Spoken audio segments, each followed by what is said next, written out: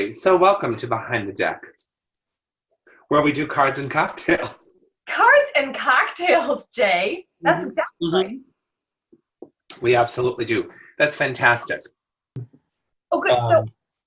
So I wanted to say, speaking of going behind the deck and learning about something new, and remember how you had just said earlier in our conversation about having difficulty interpreting the Queen of Swords, and I think lots of people have difficulty interpreting court cards. I mean, I think that's universally one of the things that people really, it gets them in learning tarot, right? Yeah, that's true.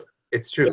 So I have this stunning, gorgeous new deck that I've been sharing with you, the Oculi Occultati. Oh, yes, that's a really wonderful deck.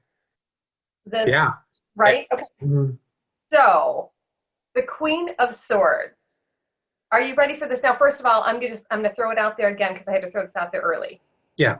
Trigger warning, there will be a severed head. And trigger warning, naked woman. Okay? Are you okay? I'm good. You're good. Let's see them. Can you see this? Oh, yes. Oh, look at that. That is something. The Queen of Swords, look at her. And so I believe, oh yeah, severed head. I believe that you've said that all the swords are pink in this deck, right? They have this element of pink. Absolutely love. You know how swords are so confrontational and they're so mired in conflict and activism and communication and all those things. And the difficulty with sometimes courts is that there's not a lot of action or energy. Yes. And this one shows both sides of the swords. The difficult part, right? Severed head. And the pink. Oh my God. Look at the, are you able to see the energy wrapping around her sword? Yes, it's like, it's sort of, well, from here, I mean, on camera, it looks sort of like a smoke that's, yeah. It's like smoke wrapping up her, and then out of her crown at the top here, that's where the butterfly is like almost exiting. Oh, that's cool. Right? And then she's got, I mean, I kind of love that this implies a vulnerability.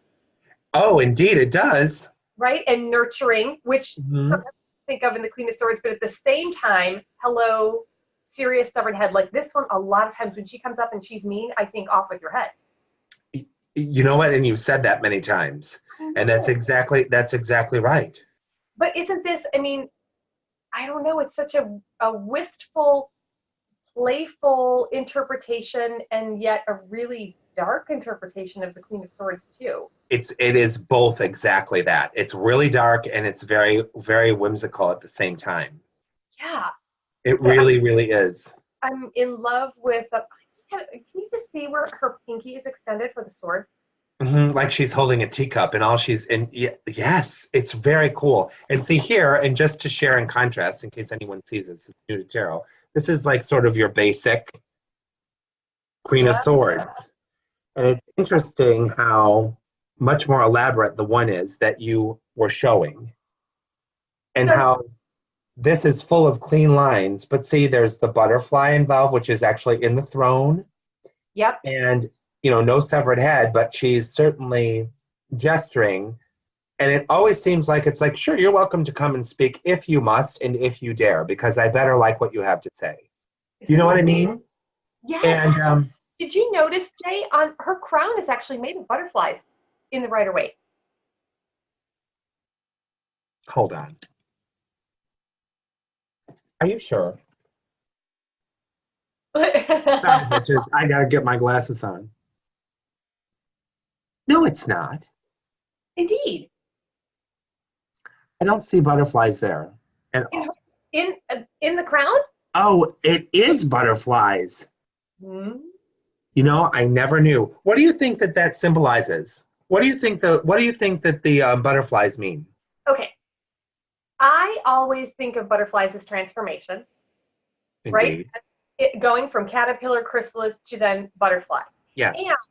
And now the story that I have always adapted, been told, understand about the beautiful Queen of Swords is that she is like the wounded warrior, right? She is the widower right? She's lost her husband and now she has to take over the kingdom. So she has gone from the nurturing role of queen to really ruler of the land. Now her title is still queen, and she's taken on a new king, and he has to appear to be the one that is in charge at all times.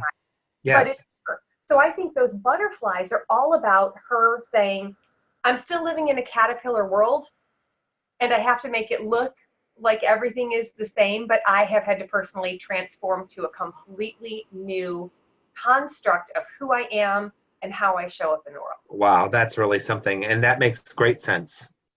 It Yeah. does. Well, all hail the Queen of Swords. She's very powerful. Yeah, I think she's super misunderstood. Yeah, she is misunderstood. And which is probably why she might be quick to anger.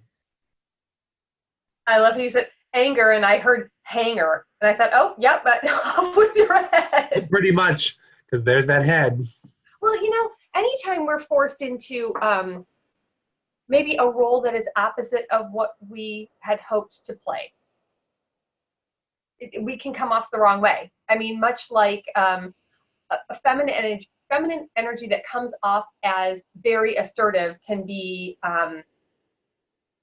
labeled a bitch and horrible. A masculine energy that comes off as assertive is just that. Bravo. So true. And assertive. So poignant. Here we are, in October of 2018, and the entire country is all about that exact thing. It's crazy, but it's true. Women come, they are if they're opinionated, assertive, if they have a point of view, if they're fighting for something, they're just a bunch of bitches. It's true. But a man who does the same thing is a warrior and a hero, and it's never thought twice about.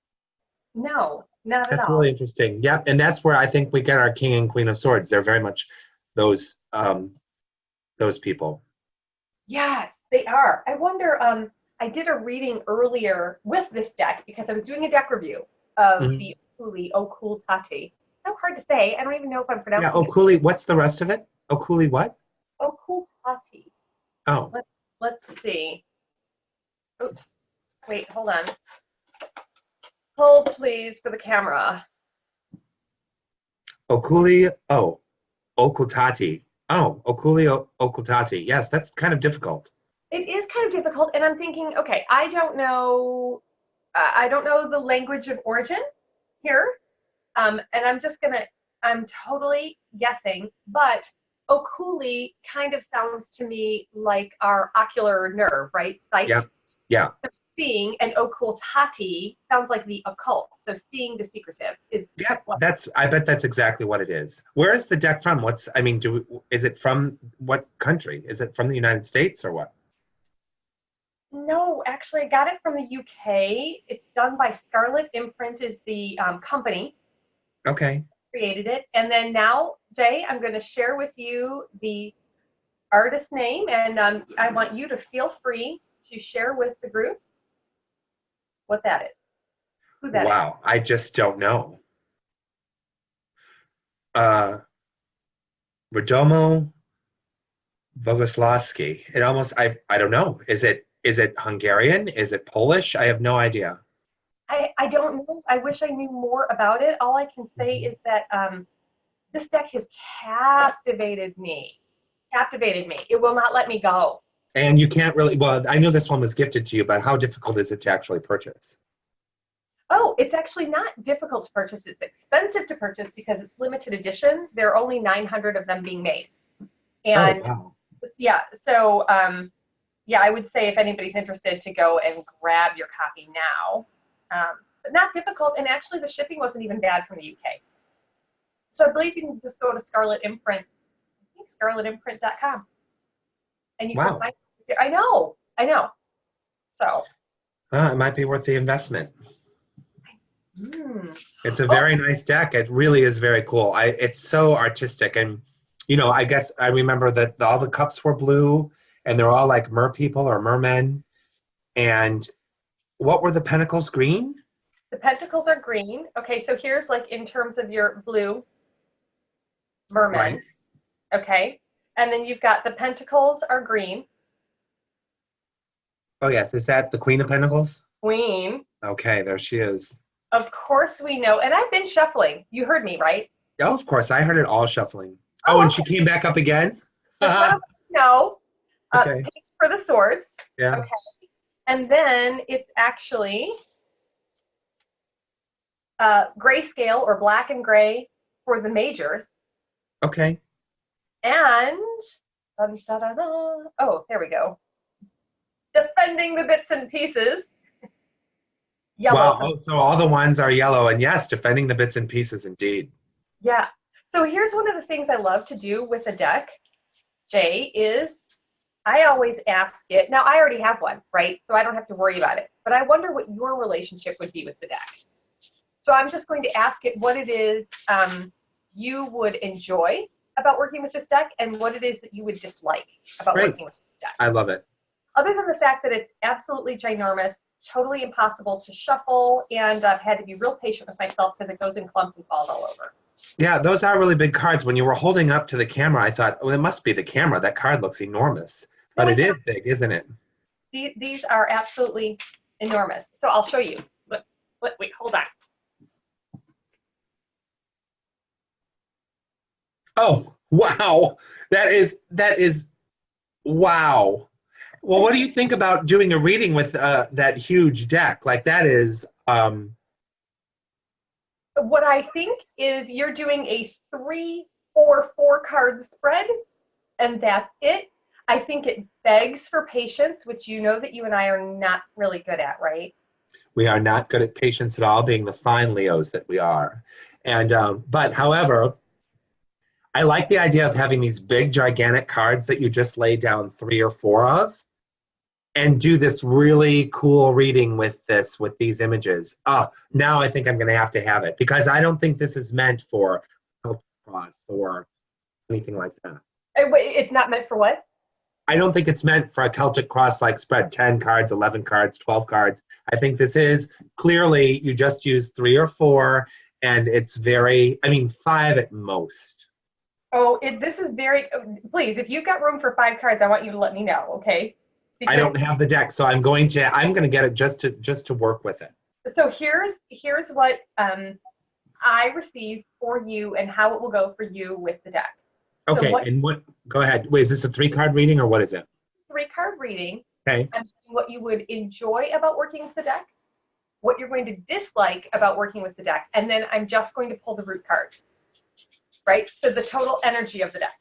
Okay. Ready? I'm ready. Okay, this is what you're going to enjoy about working with the deck. You've got the 3 of Cups. That's very nice. Very social, very... And you know what I love? I love that it's 3 mermen. Do you see that? It is. It is 3 mermen. That's really a cool card. I think that what you're going to love about working with this deck is first of all, the balance of the masculinity and the femininity that you're going to find here. It's supportive and celebratory nature. It's going to make a lot of intuitive connections for you that on a very deep level, it's going to end up feeling like a really dear friend to you, someone you can always count on. Oh, fantastic. I love that. Here's what you're not going to like. This is what you're going to dislike about the deck, and this absolutely rings true, I think, from my experience of working with it. It's the Hanged Man. Oh. Right. Well, I know, just even given by your face, let me tell you something that you're going to dislike about this deck. You are going to dislike that you are going to have to pause for patience to consider it before you extract the information.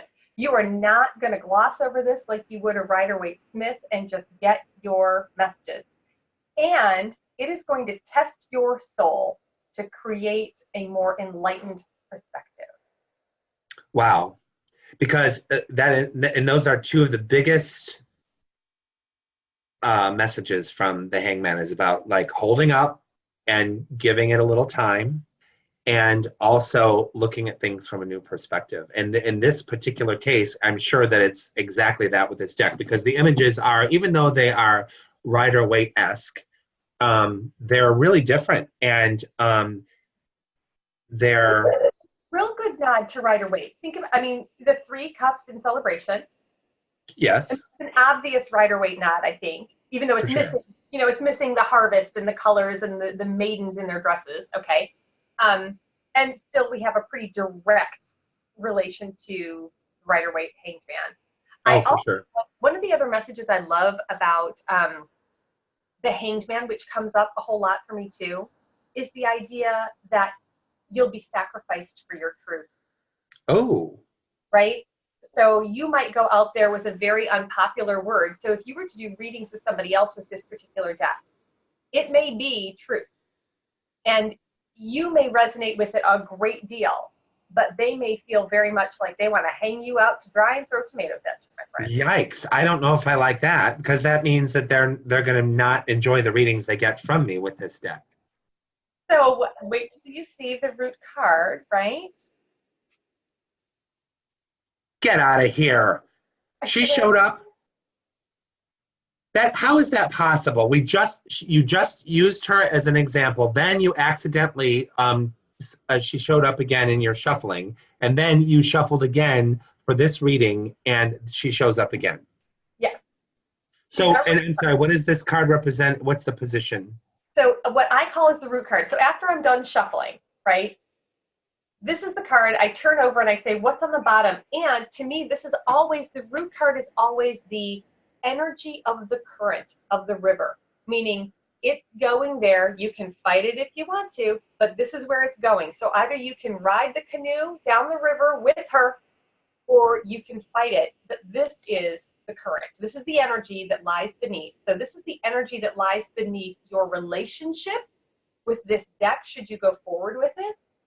And we have had a beautiful long conversation about her just even tonight, about her being a misunderstood ruler, right? She actually is a really benevolent ruler, and she's in the period of transformation, and she's a beautiful butterfly in a caterpillar's world. So it makes sense to me that you're probably going to have people that react like, I don't know if I am real comfortable with this. And yet you personally are going to love the celebratory nature and the friendship that you build with this deck. I think it's deeply intimate. I think it's going to be I can see it being that as well. And I can see exactly what you're saying in the reading about me loving it, people that are receiving readings from it, from me as a reader, maybe not loving it so much, and because it's going to give some very, it's going to just give some very straightforward messaging. And I'm a sort of a straightforward deliverer of messaging too. So I'm not always super gentle. Like I am very caring. I just want the truth to be out there. So if that's what the cards are saying, I'm going to tell you. I'm not always. I'm a little bit Queen of Swords-ish. Queen of Swords-ish. What? What am I? You are Queen of Swords-ish. I don't mean it. I'm not going to narrow my eyes at someone and be like, you know what? I mean, that's not how I am. But I am going to tell you what the cards say and what I really get from them without a lot of buffer. No, it's true. There isn't any buffer. I mean, it's what I love about your reading style. And I do think it's what has people going, oh, wait a second. Why did you say that? Because you made me feel uncomfortable. But I think the beauty of that is that you're really good at being able to deliver the message that somebody needs to hear in the moment, because sometimes they come to you in a state of chaotic loop. Same thing over and over and over and over and over again. And you're like, slow your roll, right? Isn't that what you always say to me? It's time to slow your roll. Yeah, slow your roll. And that's exactly right. And what's funny about you saying that is I have a lot of people that I do read for that are people that are stuck in a loop. And it's this thing, and then I'm like, okay, you need to break this cycle. Like it always comes up.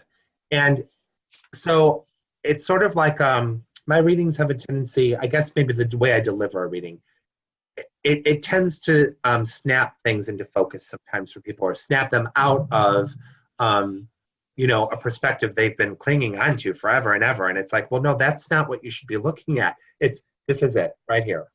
And a lot of people don't like to hear that, because people are very comfortable in their misery sometimes. They are. They are. And then they don't want to, you're right, then they don't want to hear it. And so I think what happens then a lot of times is that the querent, the sitter, the person receiving the reading, says that you're not accurate. You're wrong. That's right, because they're not resonating with it, because that doesn't jive with what they feel inside, but they're being told about a new direction, the way they should be looking at it, maybe the way they should be feeling, maybe, it's the solution to get them on a different road and a better road, and moving forward, see, and not being in this loop. But of course, people are going to say, I don't know what you're talking about. You're wrong. Yeah, and don't you love, well, especially like we're talking about the root card, right? It's the subconscious. And don't you think tarot is a mirror of our energies that are many times subconscious, meaning we're not aware of them? Right, which is great. Which is a great concept about root cards. And again, I love the reminder that the root card is indeed the river that the reading and the energy is flowing through. So what it is that's where things are. That's how, at the base of all of this, at the root card of all of this is what's going on. So when you have and it really gives a fantastic foundation for readings. And it's usually always a card that most people, it is the probably the most, in some ways, telling card if you use a root card in a reading, and can also be the most uncomfortable for people to see or to receive a message from. It's very true. I mean, because that's, you want to go, let's say, upriver and the river is going the other way. You want to go north and the water's flowing south. Right. You're going to be bombarded by salmon because you're going the wrong way. Right. You can fight it all you want, but I mean, that's the way it's going. You're right. So, but anyway, in terms of this reading, this reading about how I would interact with this deck, I think it's very intriguing, and I actually like it. I like the idea, yes.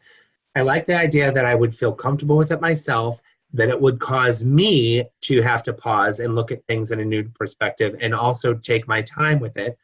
And I love that that also speaks to the fact that other people will feel uncomfortable, like they've been snared. And then also that the root is, I'm sorry, what was this supposed to mean for my reading? I think at the root that you've got that river of misunderstanding. You've got real compassion and understanding there for the message that needs to be delivered, but there is the dichotomy of misunderstanding, because this is going to be all about transformation, about being the butterfly who speaks to the caterpillar. Right. Okay. Hey, just so you know, girl, hey, you're in the chrysalis, darling. Yeah. Hey. Hey, you're about to become something, so just slow your roll. Slow your roll. And I love that you received a major card, a minor, and a court card. Me too. Yeah, so you've got water and air, which can feel like a bit of a storm, right? So we can have a bit of a thunderstorm going on here.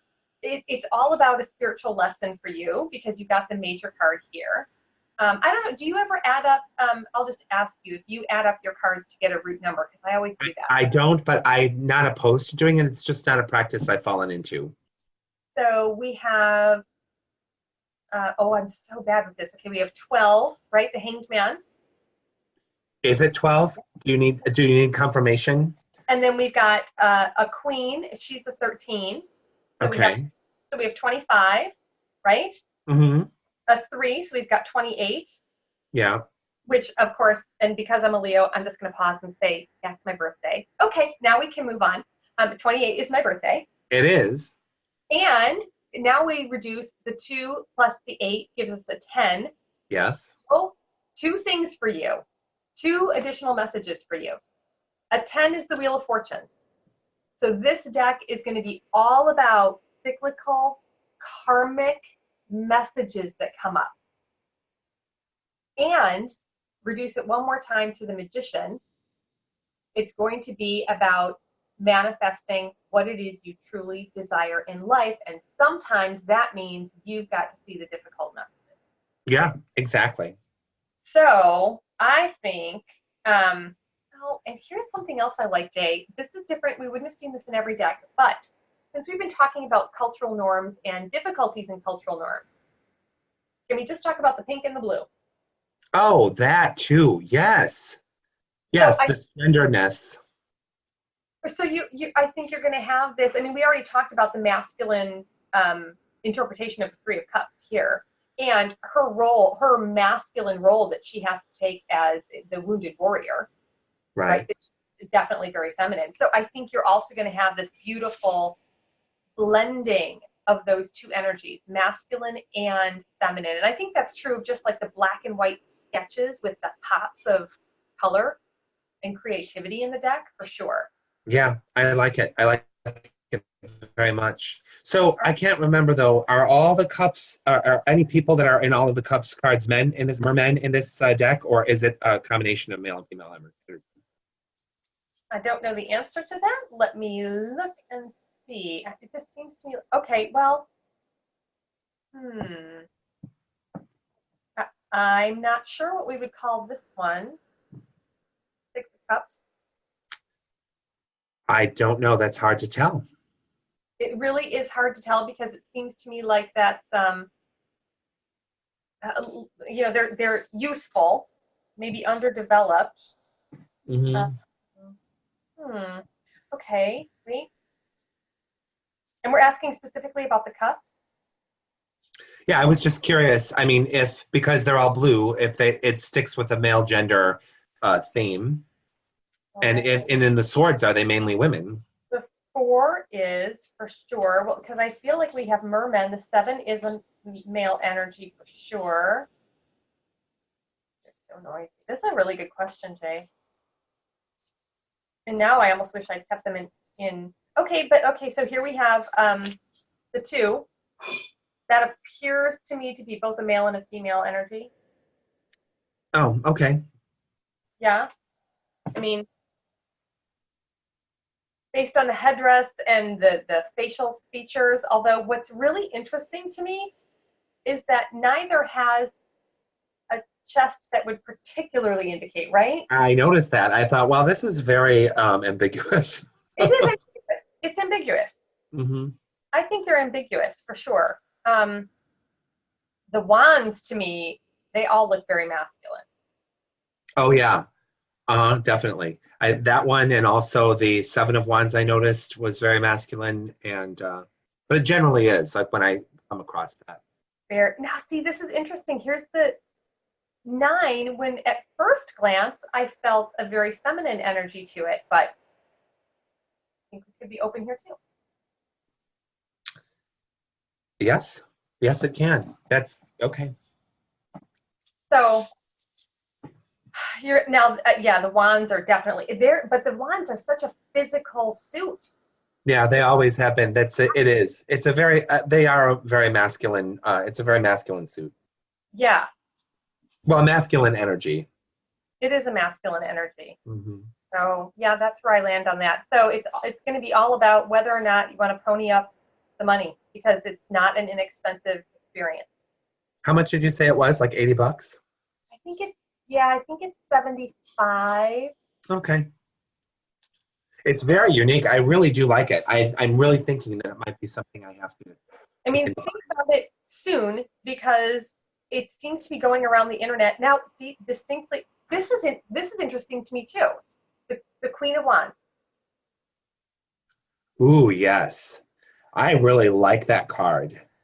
And oh, look at her bazungas hanging out there. They're very like prominent, and wow. See, do all the queens have an exposed chest in this deck? Another good question, Jay. This is why I must always speak to you. Well, because it would indicate that their hearts are all exposed. I love and that that. they are vulnerable. Okay, so we know it's true for the Queen of Swords. We know it's true for the Queen of Wands. I believe we saw the Queen of Pentacles earlier, But Oh, we did. I just don't remember if she was covered up or not. okay, let me find her. Find her. And here's a thing I don't like about this deck, that it's really difficult to get through because it's hard to manipulate them. They're huge. Oh. Oh, she's not exposed. Hmm. So that's interesting. It is, considering that she's kind of the most nurturing of the four. Exactly. Well, not necessarily. I mean, there's the Queen of Cups too, who is also. But Well, I'm going right now to look for the Queen of Cups because super great point. Hold please, hold please, hold please. See, this is why. Okay.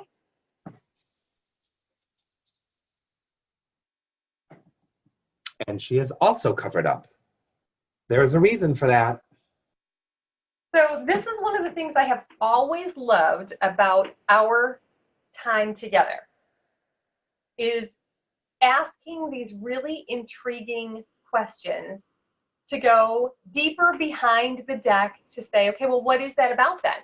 Because the two masculine suits have the exposed breasts on the women, the exposed heart, and the more feminine feature. Yes. The two more feminine suits have the covered up, buttoned up, and much smaller. I mean, look, those are much smaller than the first two. Yes, they are. They're just perky little things that are hidden behind the dress, where the other ones are like, hello there. And so now I'm going to ask you this. What do you think is behind the predominance of the eyes being closed in all of the characters throughout the deck? All of them? Do all of them have their eyes closed? Not all of them. Excuse me, so we have like the really ugly moment. Hold on. Take a bow, Loreen. Take a bow. Ooh. Yeah. No. Closed eyes. Okay. Yes. There's just a lot. Like, I'm having difficulty finding eyes that are open. Oh, I wish I had this deck so that I could go through it with you like right now, but So that might have to be a thing. And we might have to do that at a later date behind the deck, Oculi Occultati Part 2. Because I love when we go through decks. Oh, speaking of which, remember how you were so interested in the Alice Tarot and you didn't have it because it's an out-of-print yummy deck? yes. Okay, well, Baba Studio has just put a little launch message out there saying, hey, how would everybody feel if we reprinted the deck? Really? Well, and that's probably going to be expensive too. Oh, Jay, it's all relative. It is. I would like to know if they do release it. I would take another look at it. All closed eyes. All closed eyes. I am seriously searching for any character that has eyes open. Now, this is interesting. Eyes open on the devil, not the other two characters. Is it just the devil himself that has his eyes open? Yeah. Interesting. Oh, yeah. The other two are definitely closed. Justice with her eyes closed. Empress, eyes closed. Closed. Tower. Interesting. 10. Okay, so this is 10 of coins. So the 10, and they all have their eyes closed as well? Except for the dog. The dog does not? Mm. Well, that's interesting. Wow. So is it that, like, as human beings, so often we have to close our eyes to go within so that we're not bombarded by the external world?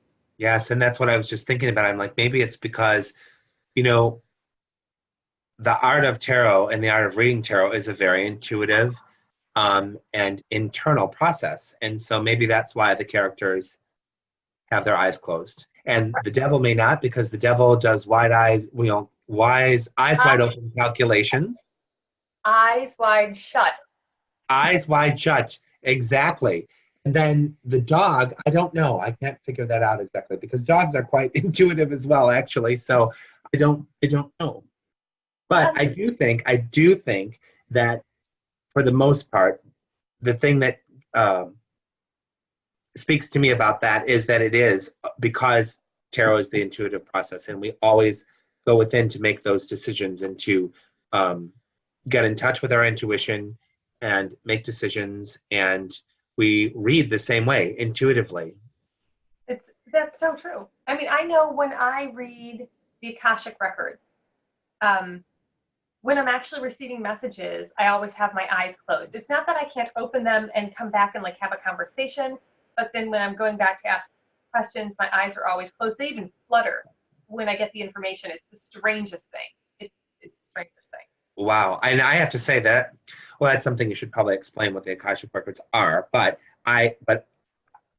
that's something I really need to look into because you become very adept at that, and you understand like the nuances of having that experience when you're in the records and receiving messages. And I think that it would be very difficult for most people because just like our intuition, sometimes you think, well, I just made up that thought. I just thought that wasn't anything intuitive, you know? Yeah. And I think reading the Akashic records, which is basically the records of throughout time of our soul and our soul's journey from life to life, not even just this life, but all the previous ones. So it's a wealth of information that's kept um, in a universal soul-based record library, and it's the library of universal consciousness that you have to access, with specific permission from people for whom you're reading, and it's very involved. And Yeah. I think you've really progressed in that in a short period of time. I think you're probably very, very good at that, and there's a lot to be said for that. But again, I digress. Going back to you saying that when you're receiving the messages, your eyes are mostly closed and they flutter, but they're not open, and that's when you're seeing the most. It's so true. It's when we're the most connected. And when I talk about like the eyes fluttering, um, I was looking at this deck. I mean, it's real interesting. I think that they're all eyes closed, all the characters. And yet I also want you to see what's interesting about it. Eyes closed, but not without expression. Oh, because they're feeling things. Yeah, I mean, this one, the chin, to me, his chin speaks volume. Oh, absolutely. And And is that the Ten of Swords? yes, and then look at the Ten of Wands. Oh, yeah, you see? The chin, right? Yes. And then look There's a lot of expression there. temperance. Yes. Wow, and it's so interesting how they really do have a lot of varied expression from card to card with no eye exposure. No eye exposure, and really, I think very little variation in the actual bone structure and look of the characters. I absolutely agree with you. But you can really see the differences in expression. You can see what they're feeling. Okay, so it along those same lines, can we just talk about the expression in the feet? Okay, here's the Ten of Swords. Okay. Can you see it? Okay, Yes, I now can. by contrast, the Ten of Wands. Oh my goodness. Look at the feet like pressing the whole. I mean, the difference. Right. There is so much more pressure on those. And so, The surrender that you yeah, see the here. surrender, yeah, off your feet. And yes, and all that pressure on the feet. And wow. And temperance. And temperance. So you've got Just, it's interesting because this toe in the water feels actually more active to me than the toe on the earth. yes, it is. I agree with you. Wow, that's really interesting. What fine points, you know? Well, you know what is interesting to me is that intuitively we have things come to us we don't even realize. Like at first glance, this is just, oh, it's just a Rider-Waite image. That's, got it, right? Like, don't you and I, we're so impatient, you and I. Yep, got it. And yet, upon gazing, upon becoming the Hanged Man and gaining a new perspective and pausing and taking patience to really look at everything that's going on, now we actually can notice there's an actual cobweb all behind him. You see that? Oh, I do indeed. Oh boy, that's interesting too. Right. You've got the toenails going on. You've got the expression of the chin. You've got the muscles that are tensed because of the wands. You've got one wand here that has this actual leaf coming off of it at the top. Oh yeah. So despite everything else being a burden, there's still some new growth there. So I don't know, that's one of the things, like, in terms of going behind the deck, that, don't you wonder where do people get messages and things that show up we notice, but you don't notice it until you start really describing it and really talking about it and really sitting with it and really saying, oh my gosh, that's actually maybe where that came from, right? Yes, and what's interesting too is you can use any deck, and even though you've seen it, like we've talked about the feet, we've talked about the expressions with the eyes closed, we've talked about what the eyes closed in these characters mean to us, and yet you can go and lay down 3 cards to read for someone and not see or consider what we've just talked about, even though they're prominent, but they will show up again in your consciousness when it's meant to be part of the message. Otherwise, you won't see it.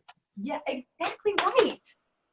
And can we just give a little credit that our higher self, channel of communication with the divine, knows how to meet us where we are and deliver the message that we will understand. Like you said, we might not even notice the toenails on the 10 of Wands if we are not there in our level of interpretation of the tarot, right? Oh, right. No, it's true. But it may also not apply or have any meaning to that card coming up in a reading that you're doing. So it won't show up in your consciousness. You'll just see something else in the card. Exactly. It'll just pass us by. It will be as if it's not there. It won't be prominent. It won't be noticeable. Yeah, exactly right. And that is part of the real magic of tarot. It's so exciting. It just never gets old because of that kind of thing. It's never the same. It's never the same. It is never the same. And it's never the same in combination. Right? I mean, like, right. we pulled 3 cards. If I had read just one, it would be very different. Oh, right. Because you'd be drawing a lot more information out of that one card because you would need to. It would give you a different message. And when cards share messaging with one another, then it's just the nuances of each card that you will see that contribute to that one reading and that one continued sentence that they're all putting together as a group. Yep. Yeah, it's so true. It never ceases to amaze me. Like, I love it so much. I love it so much too. And I think that's what's the reason why I think our passions remain stoked for tarot, and why there's so much to explore all the time and so much to learn. And probably important to say that we never really stop learning tarot. We can use it and we can develop it and develop it and develop it and keep developing it in different ways. And then we even change our reading styles and we change our interpretations through the weeks and years and months and that we do it. And we also come to find, I think with our personal reading styles, sometimes we see certain combinations of cards or images come up that consistently do give us the same messages in particular ways, so we know how to recognize some very specific situations or traits of other people. Yeah, well, it's a kind of a beautiful comfort zone of, like, your own personal cheat sheet.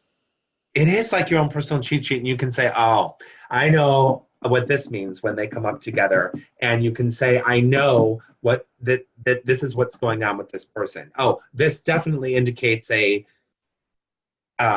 issue with alcohol or overindulgence. This definitely means that they are in an abusive relationship, and I don't mean to be negative with everything, but those are the first things that came to mind. But it's interesting how certain things do come up repeatedly and seem to relate to those same messages all the time. And it's like it's telling us, when you see this, this is what it means for you. It may not be the same for you. I'm not thinking, like, let's just say you have the Three of Swords come up with the Three of Cups reversed, which may always speak to me about a third party in a relationship or an affair. But for you, it may not. When those two come up for you, it just may mean that, I don't know, like that. Well, I'm overthinking and completely drained my emotion. Exactly. I mean, right. Well, especially, and the thing is, it depends on the context in which it comes up. I mean, if that combination came up in a love reading, I'm with you. Like, I'm with you. Oh, sure. And I'm sure that you are, but I was trying to just find an example real quick. But no, I'm saying that it may not, it could be different for different people, but I totally can see why you would, we would share that view, I'm trying to think, my friend in Finland, she's also a brilliant reader and really insightful and intuitive. She has a combination. It's the Six of Swords, and I think it's the Tower. For her, that in her experience has always meant a person is moving on to the other life. Like that. Get out of here. You mean meaning that they're about to die? Like yep. It's coming? Yep. She said for whatever reason, like the first time that combination came up for her, I believe she had been using one of Eric Dunn's decks, the Tarot Illuminati. And okay. She said the moment she saw it, she knew, she felt it, and she thought, no, this is it. It's like the Undertaker coming to move you on. You're going down the river. What is that called? I can't even remember. When death comes to meet you, and then you're transitioned on what is that boat? What's it called? Oh gosh, I really don't know. Okay, so at any rate, that it came up for her, and she was like taken aback by it. And it's a reading that she did internally and personally. But sure enough, shortly thereafter, this particular person transitioned. But she's had that come up in other situations. And for her, that combination has always meant that.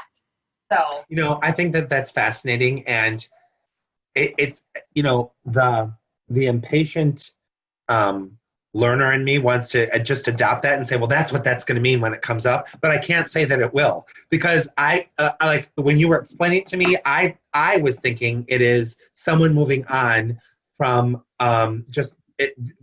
being assisted by someone else moving on from a disastrous situation, or to say an abusive home life or something like that. But I would not associate the death and the moving on of the spirit. I would never see that.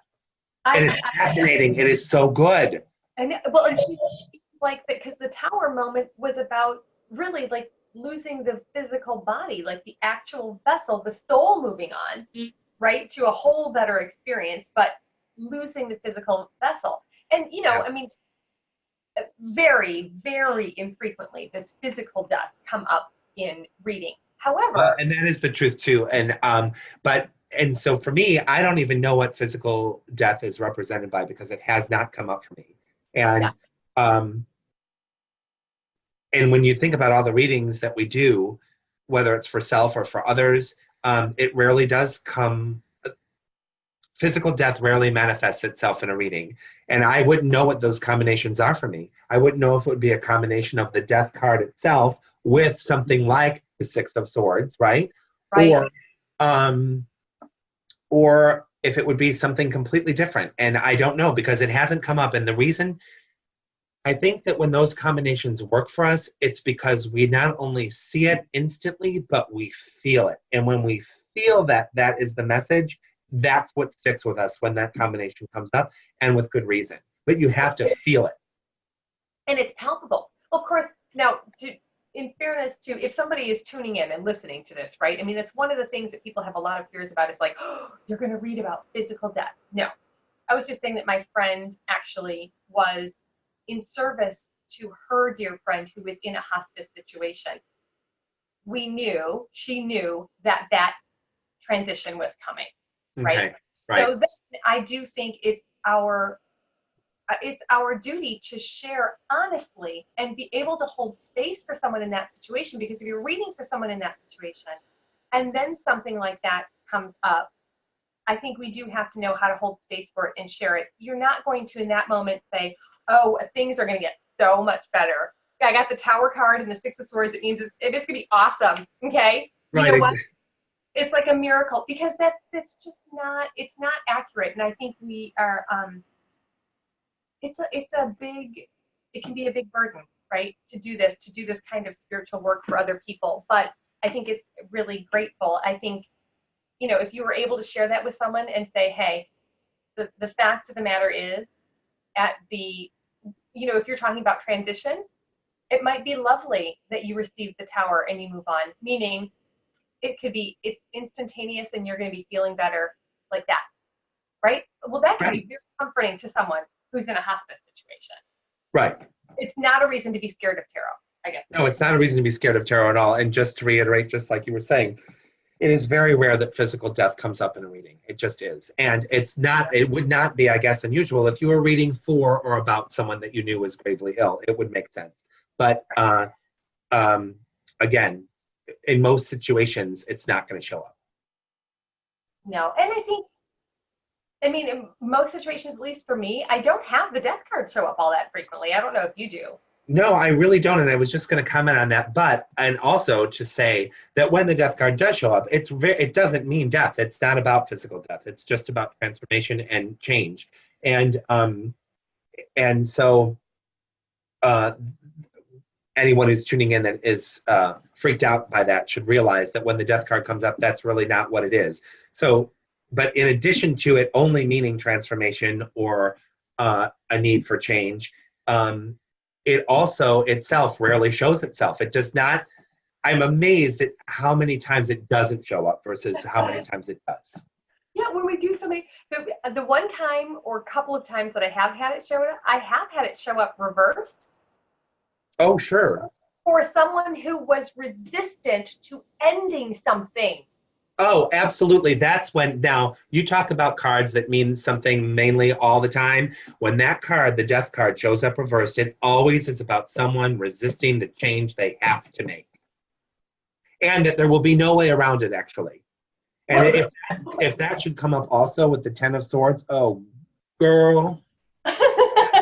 Really, that is like, will you just give it up already? I mean, it is been over. Like the energy is dead and you're still holding on like it means something, and it doesn't. It's just sweep it away, baby. Sweep it away. It's true. Let it go. And how many times have you had that come up and you see the sitter, you see their face and they know. Do they know? But they don't, they're like, oh, they just don't want it to be true. They wanted the reading to say, there's still hope. You can hang on to this. He really does love you. Yeah, he really does love you, even though he's just even though he's drained you of every emotion, all of your blood, and every resource that you have for living. He is crazy about you, and it's going to turn around. It is. You know what? Because our reading that we just had was the Three of Swords, the Three of Cups reversed, the Tower, the Six of Swords, and Death reversed. He's coming. Who could be? Yes, there could be nothing more positive than that. This is not a dump him reading. This is a full-on love affair. Mm-hmm. It is. Mm-hmm. Yes, it is. Letting it move on. Yeah, it's on, please, with your stalker energy, because that's going to work real well for you. It's funny too how many times in tarot, because let's face it, a majority of readings are about relationships, and they're about the feelings and the chemistry and the alchemy between two people or a group of people.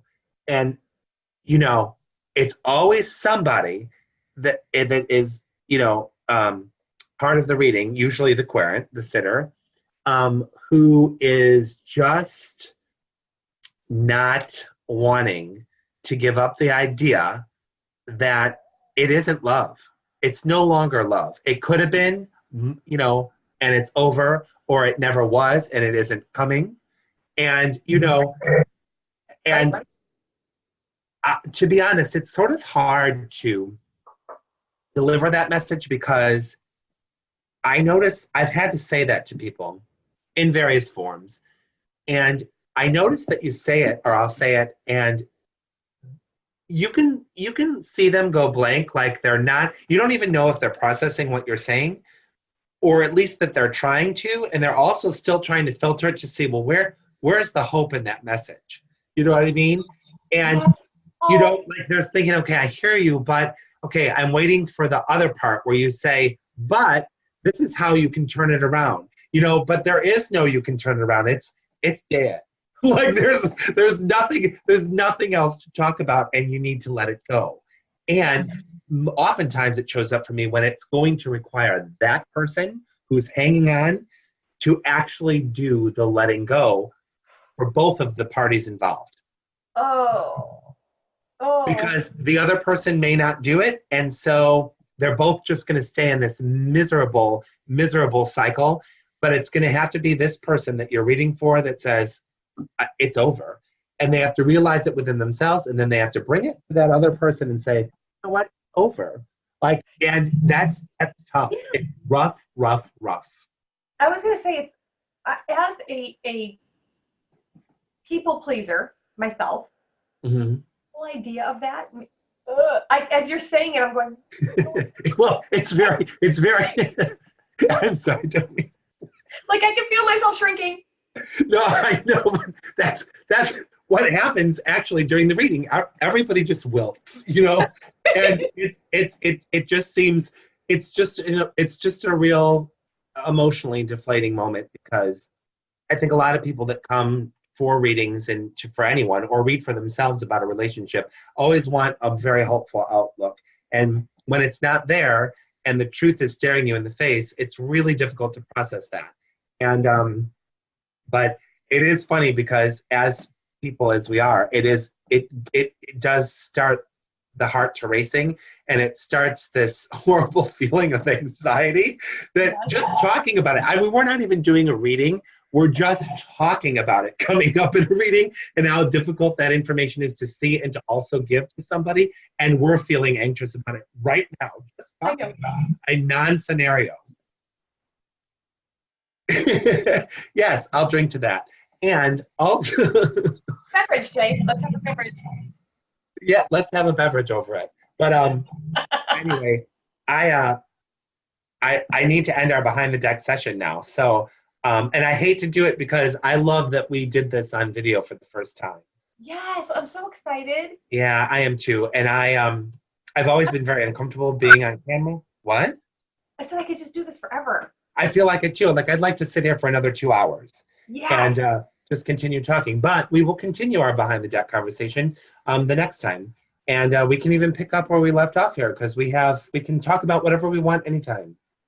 Listen, we've been talking for 4 years. For 4 years we have been talking, yes. 4 years. We have another at least 4 years of goodness within us here. Oh yeah, we absolutely do, and probably beyond, because all of this is just going to keep snowballing, and as we gain tarot experiences, and there's just going to be more and more to talk about, more to share with other people and each other. And so I think that people will be interested. I hope at least one other person in the world would be interested in the conversations we're having and maybe learning a little tidbit, you know, so we'll see. But if not, I'm happy to have these conversations between the two of us, because they're very enthralling to me always. And well, I just love you. We just have great conversations. Great. I just want to say, can we just end really quickly and just say thank you to the people for joining us on our behind the deck conversation, even though it's our first kind of practice and what have you. Just yeah, I think yeah. So for anyone that is watching this video and tuning in to our conversation, yes, thank you very much, because tarot is for everybody, and if it interests you, then we've got lots of conversations ahead. And whether you want to participate in those in any way or not, and if you're just listening in and watching from the privacy of your own screen without us knowing. That's perfectly great. And I don't know. That's it. I'm just excited. I'm excited that we might be able to share things with people. And if you are watching and you want to leave comments, by all means, we're open. We love to hear from you. And even if you have any questions for us, for any reason, whether they're personal or about tarot, just let us know. Yeah, let's go behind the Because deck. we're here. We are here behind the deck. We go behind the deck, and we do all things behind the deck. So that's great. I know. I'm so excited. So, all right. Well, I love you, Lorraine. And till our next behind the deck video, deuces and smooches.